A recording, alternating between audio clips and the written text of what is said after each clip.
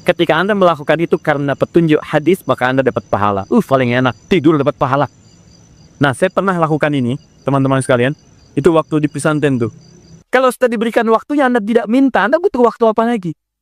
Ayo, yang katanya mohon kepada Allah, minta keturunan terbaik, rizki terbaik, pasangan terbaik, ya perilaku yang baik, waktu ini.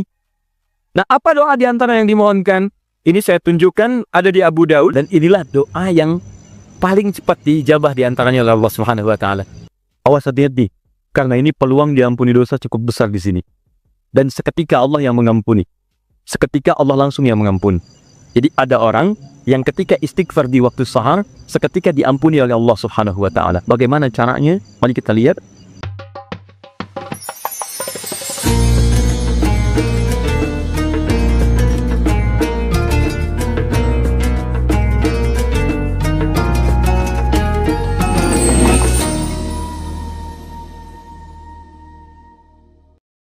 Maaf ya, maaf sekali lagi. Kalau di pekerjaan ada kesulitan, minta saat itu. Di rumah tangga ada masalah, minta saat itu. Ya, dalam kehidupan ada persoalan, minta saat itu. Walaupun tidak ada apa-apa dalam kehidupan dunia, minta surga terbaik yang di akhirat. Maka ini di antara sunnah. Setelah Anda kerjakan itu, saya katakan pada Anda, insya Allah akan terjadi perubahan dalam hidup Anda minimal di hari itu. Gak percaya silahkan, saya akan coba, demi Allah saya katakan. Silahkan coba, bedakan rasanya, rasakan bedanya, dan pasti akan terasa bedanya. Bangun malam ini, siapkan, kompak dengan keluarga. Anda kompak aja, mah kita bangun jam sekian ya. Anak-anak kita bangunin deh, kita bangunin. Siapin misalnya bangun 2:30, bangun jam 3, kita sholat. Walaupun 2 rakaat itu nggak apa-apa, witir 1 rakaat. Tapi kita amalkan ini. Silahkan Anda cek ya, demi Allah saya katakan. Maka di hari itu akan terjadi perubahan pada diri Anda ketika Anda mengerjakan seperti apa yang tadi disampaikan. Cek, di rumah akan tenang, diri Anda pun akan lebih nyaman, pekerjaan akan lebih tertib, dan keberkahan akan hadir dalam kehidupan Anda. Itu yang menyebabkan Uthman bin Affan, Abdurrahman bin Auf, Tamim Ad-Dari, dan sahabat yang lainnya tidak pernah meninggalkan sholat malam selama hidupnya. Hati-hati ya. Nanti ada beberapa keistimewaan ketika Anda bisa amalkan itu semua. Bahasan pertama, istighfar. Memperbanyak istighfar. Kedua, doa. Dan ketiga, rehat sejenak. Jadi ada ahli surga yang punya kebiasaan di bumi. Ada ahli surga yang punya kebiasaan di bumi. Kalau Anda ingin lihat ahli surga spesial sedang ada di muka bumi, lihat orang yang rajin tahajud, ya pasca tahajud, salah satunya dia perbanyak istighfar kepada Allah Subhanahu wa taala di poin ini. Jadi, maaf, setelah selesai tahajud, Anda salam kanan, kiri, selesai kemudian witirnya, ada peluang nih amal lagi. Ya, jangan langsung istirahat. Walaupun cuma 1 kalimat. Jeda sebentar, hadirkan ketenangan setelah ibadah, syukuri itu semua. Setelah itu baru kemudian Anda kondisikan hati untuk bisa mendekat kepada Allah. Baru Anda ungkapkan kalimat Astaghfirullahaladzim, Astaghfirullahaladzim, Astaghfirullahaladzim, la ilaha illallah wal hayyul qayyum wa atubu ilaih. Astaghfirullah, Astaghfirullah, Astaghfirullah. Nah, disinilah teman-teman 2 hal bisa kita kerjakan. Sekarang kita bicara bagaimana cara beristighfar seperti diisyaratkan Al-Quran ini. Kita ambil bagian pertama. 1. Awas hati-hati, karena ini peluang diampuni dosa cukup besar di sini. Dan seketika Allah yang mengampuni. Seketika Allah langsung yang mengampuni. Jadi ada orang yang ketika istighfar di waktu sahar, seketika diampuni oleh Allah Subhanahu wa taala. Bagaimana caranya? Mari kita lihat. Jadi kalau Anda beristighfar, memohon ampun dari kesalahan atau dosa, jangan sekedar kalimat itu keluar di lisan. Hanya formalitas, ya Allah ampuni saya, ampuni saya. Setiap kalimat yang disampaikan dalam Al-Quran, ingat baik-baik, ataupun dalam hadis, itu selalu diistilahkan dengan zikir namanya. Zikir. Ingat baik-baik ya, setiap kalimat kebaikan yang diungkapkan di lisan, itu selalu diistilahkan oleh Quran dengan zikir.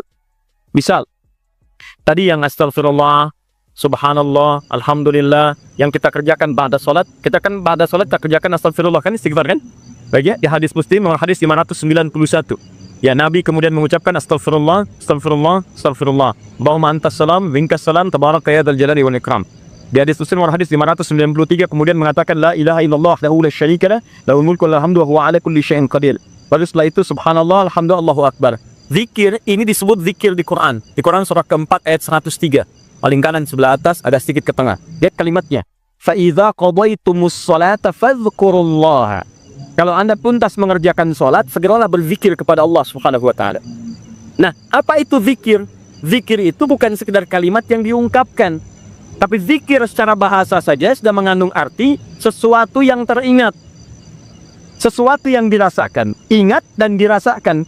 Jadi ketika Anda beristighfar, tadi ingat baik-baik, ingat kesalahan, dosa yang dilakukan, minta ampun atas kesalahan dan dosa yang dilakukan. Kalimatnya disebut dengan zikir. Zikir berarti ingat dan merasakan. Jadi begitu Anda mengatakan, ya Allah, astagfirullah, ampuni saya, Anda minta ampun, berarti ada dosa yang dikerjakan. Ingat dosa apa yang Anda lakukan sampai Anda mengatakan ampuni saya. Ini bukan cuma di lisan. Ini begitu Anda istighfar, itu enak Pak, di keheningan malam, saat tidak banyak suara bising, dan Anda menyadari kesalahan Anda pada saat itu. Begitu air mata Anda jatuh, tumpah saat itu, kemudian kalimat yang Anda rasakan seketika ampunan dari Allah itu turun kepada Anda semua. Itu yang pertama mesti Anda lakukan. Jadi begitu selesai tahajud, ingat-ingat, perbanyak istighfar. Hatinya nyaman. Setelah ketenangan itu ada, saya agak cepat baru masuk ke nomor 2. Apa nomor 2 itu? Ini yang saya maksudkan. Awas kalimatnya, hati-hati. Memperbanyak doa kepada Allah Subhanahu wa taala, dan inilah doa yang paling cepat diijabah di antaranya oleh Allah Subhanahu wa taala.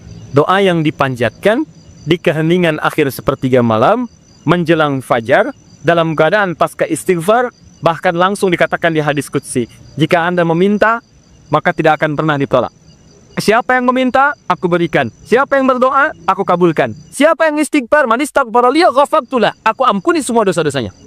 Aku ampuni semua dosa-dosanya. Anda bayangkan. Nah, setelah itu, dosa diampuni, tenang ada, tinggal Anda memohon kepada Allah. Siapa yang meminta, aku berikan. Siapa yang berdoa, aku kabulkan. Itu janji Allah di hadis qudsi. Dan hadis qudsi ini diriwayatkan langsung oleh 30 orang sahabat senior di tabaqah pertama, tingkat pertamanya. Dia yang menerima dari Nabi itu hampir semua sahabat yang senior, 30 orang. Anda minta tuh, ini kesempatan. Mungkin inilah waktu yang doa-doa Anda yang dulu itu mungkin belum terkabul. Anda diminta berada di waktu itu. Kalau sudah diberikan waktunya Anda tidak minta, Anda butuh waktu apa lagi? Ayo, yang katanya mohon kepada Allah minta keturunan terbaik, rizki terbaik, pasangan terbaik, ya perilaku yang baik, waktu ini. Nah, apa doa di antara yang dimohonkan? Ini saya tunjukkan ada di Abu Daud, nomor hadis 1427. Kemudian di At-Tirmidzi, nomor hadis 3566. 3566. Imam At-Tirmidzi di antara yang mendawamkan malamnya tahajud. Bahkan berdoa. Terus istighfar. Sampai buta matanya. Ya, orang bertanya, Syekh lima hakaza, kenapa Anda mesti seperti ini? Dia imam besar, ahli tahajud, ahli Quran, menulis juga Al-Jami' As-Sahih, yang dikenal dengan Sunan At-Tirmidzi, ahli hadits juga, tapi di akhir hidupnya banyak menangis sampai buta matanya. Ditanya kenapa sampai begini? Kata beliau, saya khawatir dan takut ketika diwafatkan dan menghadap kepada Allah belum cukup bekal saya dipandang oleh Allah Subhanahu wa taala. Ada seorang imam sampai menangis mata buta. Ditanya kenapa, takut saat pulang bekalnya belum cukup. Ya, coba lihat kita, imam bukan, makmum kadang-kadang, cita-cita masuk surga, surganya Firdaus bersama Nabi lagi. Berapa amalannya dibandingkan dengan orang-orang soleh terdahulu? Paham? Baik. Kemudian ada juga di An-Nasa'i. Kalau At-Tirmidzi nama aslinya bukan At-Tirmidzi, nama aslinya Muhammad. Muhammad tinggal di Tirmidz, dikenal dengan At-Tirmidzi. Beliau hafal 500.000 hadits. Ya, dan hafalnya lancar sekali, ringan mengucapkan, lunak menyebutkan.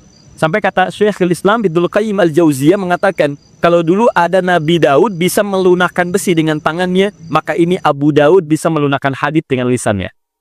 Tadi At-Tirmidzi sudah. An-Nasa'i nomor hadis 1747. 1747. Kemudian Ibnu Majah, An-Nasa'i ini muridnya juga Imam Asy-Syafi'i, dia pernah belajar kepada Imam Asy-Syafi'i. Kemudian Ibnu Majah nomor hadis 1168. Ya. Semua hadis yang diriwayatkan oleh para imam ini sumbernya dari seorang sahabat, menantu Nabi sallallahu alaihi wasallam, yang juga sering dibangunkan oleh Nabi sallallahu alaihi wasallam untuk menunaikan salat malamnya, yaitu sahabat Ali bin Abi Thalib radhiyallahu taala anhu. Apa di antara doanya?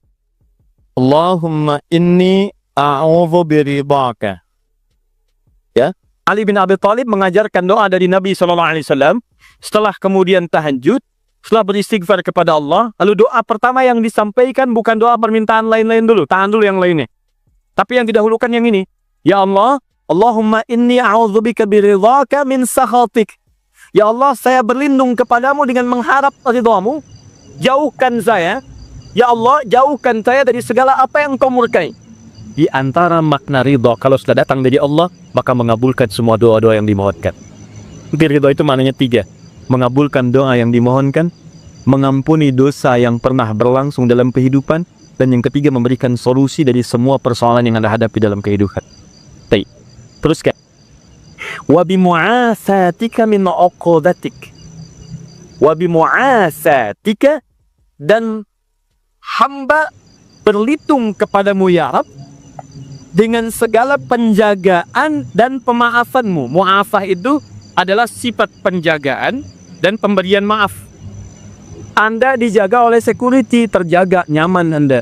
Anak dijaga orang tua, nikmat, nyaman. Tapi apakah selamanya bersama security? Tidak. Selamanya bersama orang tua, mungkin terpisah. Kalau Anda titipkan diri Anda kepada Allah, maka siapa yang bisa mengganggu Anda dalam kehidupan? Maka Anda bermohon kepada Allah, ya Allah, tolong jaga hamba ya Allah. Dan kalau salah, kalau maafkan hamba. Dan yang lebih hamba mohonkan, tolong jaga hamba dari uqubatib, dari hukuman-hukuman. Nah, hukuman dunia dan siksa akhirat itu disebut dengan uqubah. Maka Anda bermohon kepada Allah, ya Allah, kalau ada perilaku saya yang tidak baik, yang bisa menghadirkan percepatan hukuman di dunia, mohon lindungi saya.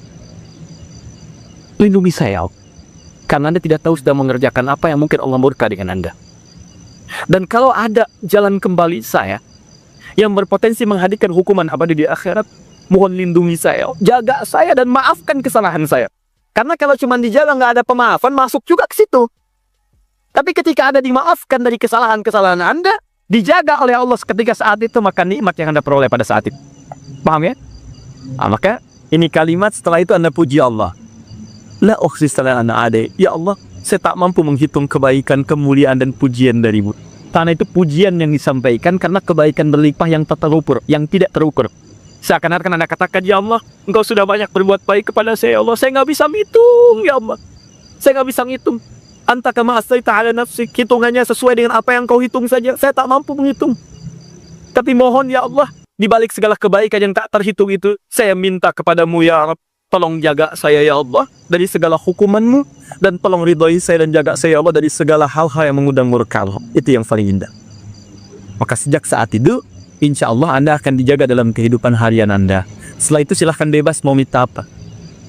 Masalah dunia, ya Allah besok saya mau ujian ya Allah, mohon mudahkan ya Rabb. Yang ketiga, ingat setelah tadi istighfar, kemudian berdoa, ya berdoa.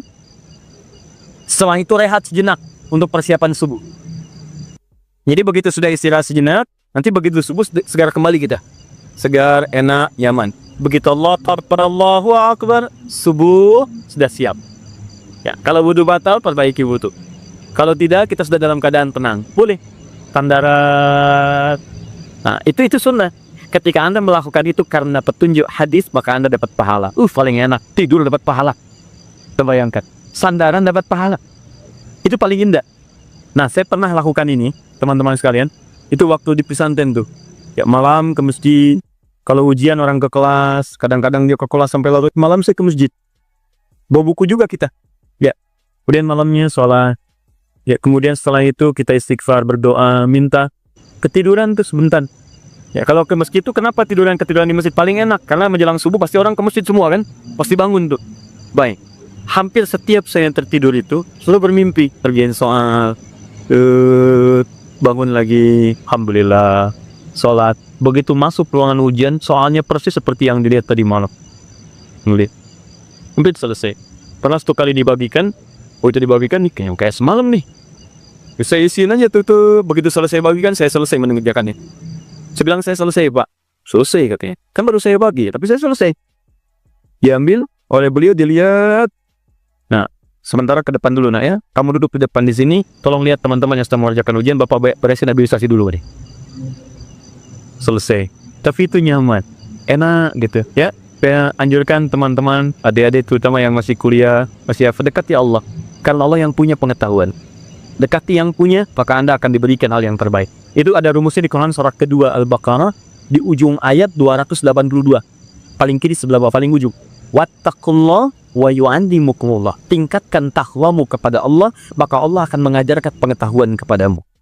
Apa di antara mana takwa itu? Tambah ibadahnya. Di antaranya tahajud. Makanya orang tahajud dibuka dengan kalimat takwa. Tadi Quran surah 51 ayat 15. Innal muttaqina fi jannatin wa uyun. Sebagian orang takwa tinggal di taman surga. Apa amalannya? Innahum kanu qabla dzalika muhsinin, kanu qalilan minal laili ma yahja'un. Sedikit tidurnya, bangun malam. Wabil ashari hum yastaghfirun, istighfar.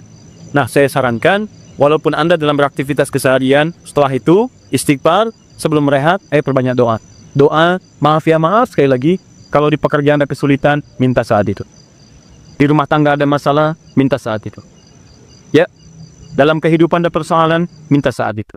Walaupun tidak ada apa-apa dalam kehidupan dunia, minta surga terbaik yang di akhirat. Maka ini diantara sunnah. Setelah Anda kerjakan itu, saya katakan pada Anda, insya Allah akan terjadi perubahan dalam hidup Anda minimal di hari itu.